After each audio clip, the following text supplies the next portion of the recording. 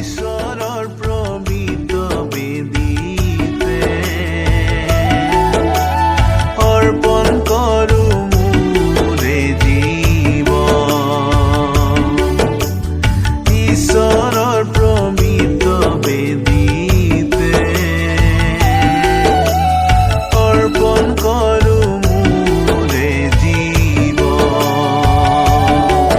মোৰ সকলো হৃদয়েৰে, মোৰ সকলো হৃদয়েৰে তোমাৰে প্ৰশংসা কৰোঁ। প্ৰভু তোমাৰে প্ৰশংসা কৰোঁ। ঈশ্বৰৰ প্ৰমিত বেদীতে অৰ্পণ কৰোঁ মোৰে জীৱন। ঈশ্বৰৰ প্ৰমিত বেদীতে অৰ্পণ কৰোঁ মোৰে জীৱন। মুক্তিদাতা প্ৰভু যীশু খ্ৰীষ্টৰ মধুৰ নামত আপোনাক অভিনন্দন। পবিত্ৰ বাইবেলৰ মথিয়ে লিখা শুভবাৰ্তা 6 অধ্যায় 20 পদত আমি এইদৰে পঢ়িবলৈ পাওঁ, কিন্তু য'তে পোক আৰু মামৰে ক্ষয় নকৰে, চোৰেও হিন্দি দি নিনিয়ে, এনে স্বৰ্গত নিজলৈ ধন আছে। যিকোনো বস্তুক অধিক মাত্ৰাত পোৱা যায়, সি মানুহৰ দৃষ্টিত বহুমূল্য আৰু প্ৰিয় হয়।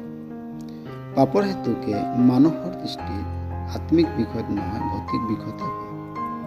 মানুহে বিনষ্ট হোৱা বস্তুক সৰ্বোত্তম বুলি ভাবে আৰু ভৌতিক বস্তুৰ মহিমাক স্বৰ্গীয় বস্তুৰ মহিমাতকৈ অধিক বুলি ভাবে।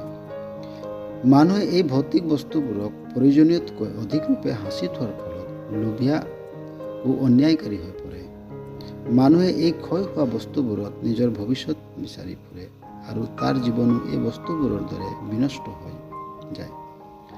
এই ক্ষয় যোৱা বস্তুবোৰত মানুহে নিজৰ বাবে আনন্দ ও তৃপ্তি বিচাৰে আৰু এই কাৰণেই গোটেই জীৱনজোৰা অসন্তুষ্ট হৈ থাকে। কিন্তু যিকোনোৱে প্ৰভু যীশুৰ বলিদানাত্মক মৃত্যু ও পুনৰুত্থানক বিশ্বাস কৰে, তেওঁ নিজৰ বাবে পাপৰ ক্ষমা ও মুক্তি লাভ কৰে। তেতিয়া তেওঁ সেই স্বৰ্গীয় মহিমা যাক প্ৰভু যীশুত পোৱা যায়, সেই মহিমাক উত্তম জ্ঞান কৰে আৰু সেই মহিমাত আনন্দিত ও তৃপ্তি পায়। প্ৰভু যীশুক বিশ্বাস কৰাৰ দ্বাৰাই স্বৰ্গত আপুনিও ধন সাঁচিবলৈ ঈশ্বৰে আপোনাক সহায় কৰে।